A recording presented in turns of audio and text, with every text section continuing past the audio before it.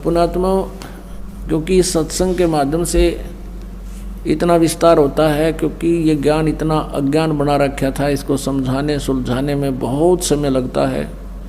2 घंटे ऐसे जाते हैं जैसे 2 मिनट हुई हों, और प्रकरण ज्यों का त्यों ही रह जाता है।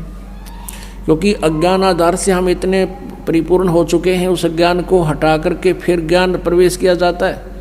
जैसे पहले किसी ने गलत पेंट कर रखा है नकली, उसको उतारने के लिए रेगमार लगाना पड़ता है, वह मेहनत एक्स्ट्रा और होगी, और उसके बाद फिर पेंट किया जाता है। अगर उस पहले वाले पेंट को अच्छी तरह नहीं उतारा जाए तो फिर ओरिजिनल पेंट उस पर रुके नहीं। इसलिए ये उदाहरण, ये ज्ञान बार बार रह रहकर बताया जाता है, तब ये हमारा परमात्मा का ज्ञान आपके ऊपर ठहरेगा।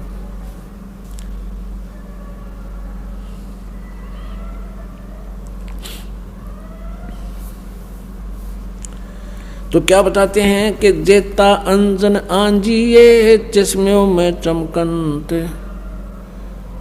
आप पुण्यात्माओं, सत्संग के दौरान आपका एकाग्र चित्त होना चाहिए कि के शब्द इस दास के मुख से निकले हैं। इनमें प्रत्येक के अंदर बहुत बड़ा रहस्य और आपके काम की बातें होती हैं।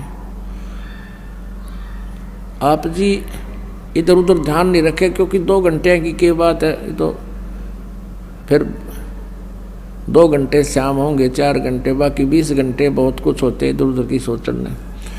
तो अब जैसे ये कई बार बताते हैं, कई भक्तों को शंकाएं भी रह जाती हैं, प्रत्येक को इंडिविजुअली नहीं बताया जा सकता, ना समाधान किया जा सकता। सत्संग इसलिए किया जाता है सामूहिक तौर पर, आपको कुछ ऐसे गूढ़ रहस्य भी साथ में बताए जाते हैं जो आपको आवश्यक है।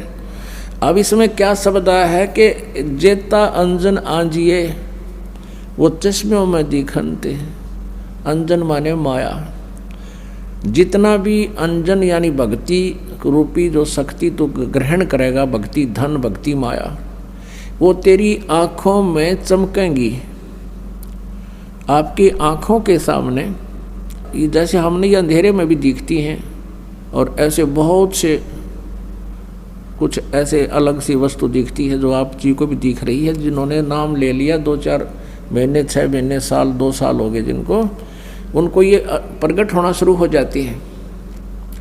आँखों के सामने थोड़ी सी दूरी पे सितार से नजर आएंगे, बहुत ज़्यादा और भी काफ़ी क्रियाएं अपने आप दृष्टिगोचर रहती। वो क्या है, हमारी जितनी भक्ति अंदर, हमारी भक्ति बढ़गी, उसका लेवल है, उसका प्रतीक है कि आपकी भक्ति इतनी हो चुकी है।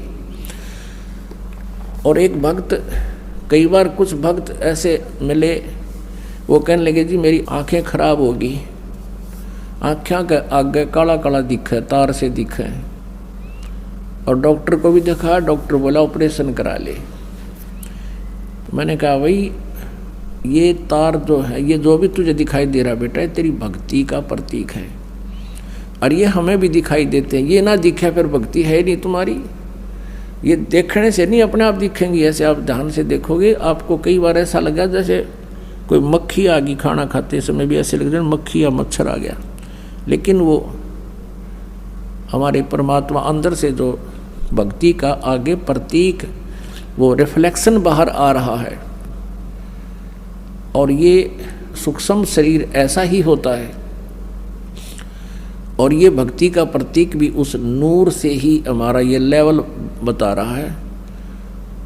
तो इस प्रकार चिंतित नहीं होना। बहुत से ऐसे भक्त हैं, एक कहने लगा जी मैं तो घर से बाहर नहीं निकलूँ, देखूँ जब मैनू दिखन लग जाए, मैंने डर गया कदे भूत हो।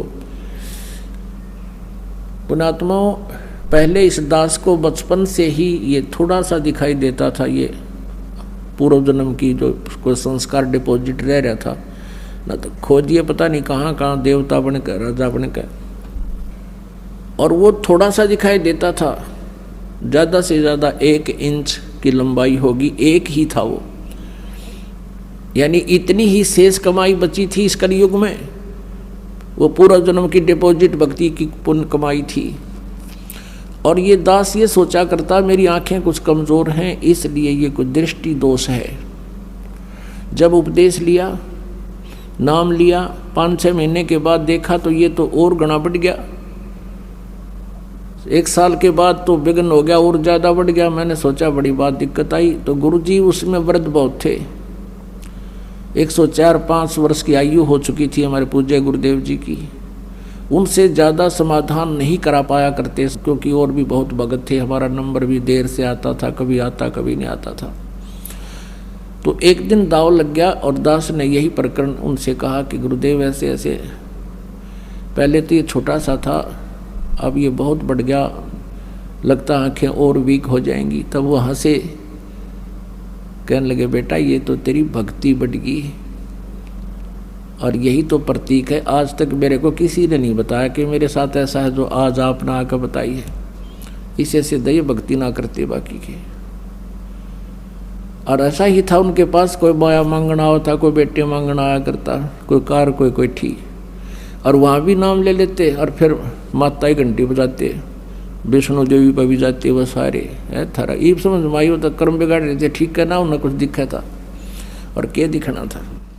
आप जैसे पहले तो सतयुग त्रेता द्वापर में परमात्मा ने अधिक प्रयत्न इसलिए नहीं किया क्योंकि सभी सुखी थे, सभी की समाधियां लगा करती थी, स्वस्थ शरीर थे, क्योंकि पुण्य जब तक चलते हैं प्राणी के तब तक ये यहाँ का नकली सुख महसूस करता रहता है। और जिसको बताना चाहते थे वो सुनना नहीं चाहते थे। सभी कहते थे हमें मौज हो रही है, हमें किसी और भगवान की आवश्यकता नहीं, हमारे तो कृष्ण जी ने या विष्णु जी ने हमारी मौज कर रखी है।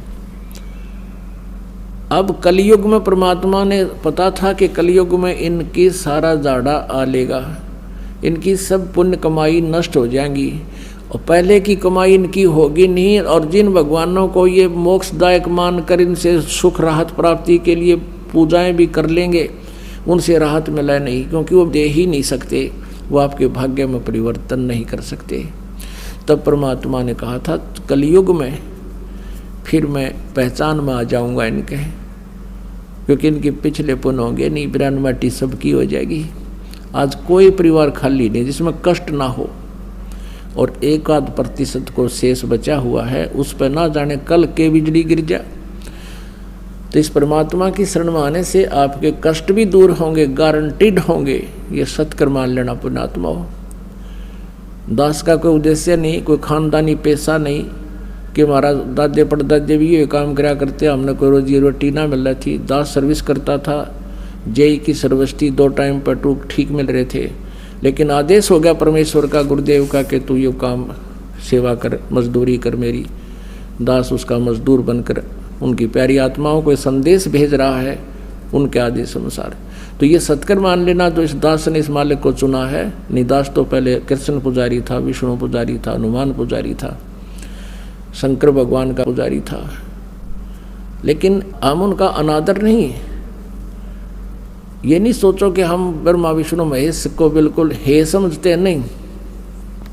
जैसे गीता जी अध्याय नंबर 2 के श्लोक नंबर 46 में कहा कि जब बहुत बड़े जलाशय की प्राप्ति के उपरांत छोटे जलाशय में जैसी आस्था रह जाती है अर्जुन, जब तुझे परमात्मा के गुणों से तो परिचित हो जाएगा, फिर अन्य देवताओं में, अन्य ज्ञान में तेरी इतनी श्रद्धा रह जाएगी। जैसे पहले क्या था कि सारी व्यवस्था मनुष्य की जल के ऊपर जो तालाबों पर आधारित थे, सिंचाई भी उसी से करते थे, पशुपालन भी उसी से करते थे, और स्वयं भी जलपान उसी से करते थे, तालाबों से।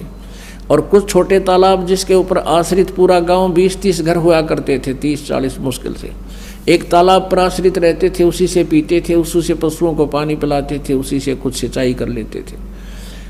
अब 1 वर्ष वर्षा ना होती तो वो सूख जाते थे, सब तड़फ जाते थे, वो भाग जाते थे इधर उधर कहीं बड़े जलाशय की खोज में। और उन व्यक्तियों को कोई बहुत बड़ी झील प्राप्त हो जाए जिसमें 10 वर्ष वर्षा ना हो तो भी जल अंत ना हो, समाप्त ना हो, तो फिर उन व्यक्तियों की धारणा उस छोटे जलाशय में जिस आस्था रह जाएगी उस बड़ी झील की प्राप्ति के बाद, तो उनको वो छोटे तालाब वाला जल व्यर्थ नहीं लगता, वो बुरा नहीं लगता, लेकिन उसकी कैपेसिटी नहीं है जो उनको सदा सुखी कर सके। वो स्वयं नाशवान है। वर्षा होगी तो वो परिपूर्ण हो जाएगा, 1 साल गुजारा हो जाएगा। 1 वर्ष वर्षा ना हुई तो आश्रित भी मरेंगे, वो तो सूखे गया। और उस झील के ऊपर जल वही है, वर्षा का ही जल है, शुद्ध जल है वो, लेकिन उसकी कैपेसिटी पूरी नहीं है, बहुत कम क्षमता का है। ऐसे ही ब्रह्मा विष्णु महेश के जो पावर है या बुरी नहीं है, और परमात्मा की पावर क्या है? तो दरिया है, दरिया गंगा दरिया जैसा समझो, जिसका जल कभी अंत ना हो, नहा भी ले, धो भी ले, नहर भी निकाल ले, सिंचाई भी कर ले, फिर भी खत्म ना हो। तो इस प्रकार हमने इस परमात्मा पर जब आपकी आस्था हो जाएगी, इसका ज्ञान हो जाएगा, फिर ब्रह्मा विष्णु महेश में हमारी फिर वो बुरे नहीं लगते, लेकिन उनकी अक्षमता का पता लग गया हमने। और जिसने 10 वर्षा ना हो रहा ऐसा झील मिल जाए, फिर कौन झांकण जाएगा उसके ऊपर। अंडरस्टूड है कि जो कार्य ब्रह्मा विष्णु महेश जी नहीं कर सकते, और कर सकते थे तो कितना कर सकते थे, और वो हमें उससे सारा ही मिल रहा है, तो वहाँ कौन जाओगा? फिर वहीं बस जाएंगे उसके पास जा करके। तो ऐसा परमात्मा हमें बताना चाहते हैं। तो कहने का भाव ये है कि वो इस प्रकार इस दास ने इस परमात्मा को खूब पहचाना, और लगभग सन 1994 से आज 2011 आ गया है, 17 वर्ष के करीब हो गए हैं। और जो सुख और जो स्थिति में परिवर्तन इन पुण्यात्माओं में किया है, जो दास देख रहा है कि जिनके पास साइकिल नहीं थी, 2 कार चले उनके, अब ये तो वैसे ही, ये तो आपको यहाँ की सुविधा तो ऑटोमेटिकली मिलेंगी इस भगवान की भक्ति से। जिनको तुम भटक रहे थे, इससे को ऊपर सारा डिवोट हो रहे थे, माया कमाने के लिए हुकंड करो कुछ भी हो जाए वो ये करने तैयार थे, ये तो आपको इस भक्ति से मालिक आप व्यवस्था करेगा, किसी तरह भी करे, और 1 नंबर का धन देगा आपको। कैसे देगा? कि पहले इस दास ने जब उपदेश लिया तो ऐसा एक प्लाट था, वो प्लाट लिया 4000 रुपये का, और 2 साल के अंदर अंदर ही 1.5 वर्ष के बाद उसके आसपास से बाईपास निकल गया। उसमें कुछ कंस्ट्रक्शन कर दी इस दास ने, तो सारी कंस्ट्रक्शन मुश्किल से 20,000 रुपये का खर्चा होगा, 1.5 लाख देने वाला आ गया, और पक्की रजिस्ट्री कराई 1.5 लाख में। अब देखो, अब उस समय आज से 20 साल पहले, और कैसे 1 नंबर में धन दे दिया, और सारी उम्र नहीं बचा सकता इतने जितने एकदम परमात्मा 1.5 साल में कर दिए। ये ना जाने कित के कर दे, ये फिर इतनी माया देने लग गया, परमात्मा से हाथ जोड़ना पड़ा, क्योंकि मालिक ने इस माया का अवगुण भी बहुत बता रखा है। इस माया की घड़ी जरूरत नहीं है, ये तो इतनी मांगे मालिक ते कि साईं इतना दीजिए जिसमें कुटुंब समावे, हम भी भूखे ना रहें, अतिथि ना भूखा जावे। इससे घड़ी मांग ली तो जी का झाड़ हो जाएगा आपका, और परमात्मा साथ रहेंगे तो किसी चीज़ का अभाव आपको नहीं रहेगा। तो कहने का भाव ये है कि जो यहाँ आपको संसारिक सुविधा जो मिलेंगी वो तो फ्री ऑफ कॉस्ट होंगी, वो तो रुंगे में होंगी, रुंगे में। तो पुण्यात्माओं, हमारा जो सौदा है वो तो है मोक्ष प्राप्ति का। यो सौदा हम मोक्ष वाला तोल कर दे रहे हैं आपको, और ये देंगे रुंगे में, जो सुख सुविधाएं आपको यहाँ की चाहिए वो रूंगा मीन परमात्मा। जैसे आपने गेहूं बीज दिया, जिससे क्या होता है कि मेरे बालक भूखे ना मरे, मेरा परिवार अन्न प्राप्त करे, लेकिन उसके साथ साथ भूस तो अपने आप होगा ही होगा। वो भूस तो हो, वो तूड़ा तो बनेगा। तो पुण्यात्माओं, ये वो भक्ति है जिसमें ये माया रूपी भूस तो आपको प्राप्त होगा ही होगा, और साथ में जीवन और बचेगा, वो गेहूं मिलेंगे, यानी मोक्ष मिलेगा।